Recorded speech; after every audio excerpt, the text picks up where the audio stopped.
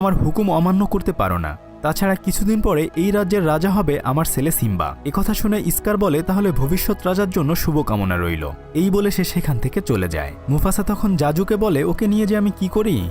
জাজু তখন বলে, বাদ দেন তো ওর কথা। এরপর তারা সেখান থেকে চলে যায়। রাত পেরিয়ে সকাল হওয়ার সাথে সাথেই ছোট্ট সিম্বা তার বাবাকে ডাকতে থাকে। সে বলতে থাকে, বাবা তাড়াতাড়ি উঠো, দেখো সকাল হয়ে গিয়েছে। তুমি না বলেছিলে আজকে আমাকে নিয়ে ঘুরতে যাবে? উঠো না, আর কত ঘুমাবে? এরপরে বাপ বেটা দুজনেই বিশাল একটি পাহাড়ের উপরে যায়। সেখানে গিয়ে সে তার ছেলেকে বলে, দেখো বাবা, ওই যে অনেক দূরে যেখানে আলো ছড়িয়ে পড়েছে, ওই সবটা জায়গা হচ্ছে আমাদের। সিম্বা তখন বলে, বাবা এই সবটা জুড়ে তোমার রাজ্য? মুফাসা তখন বলে, একদিন তুমিও এখানকার রাজা হবে। সূর্যের মতোই রাজারও উত্থান পতন হয়।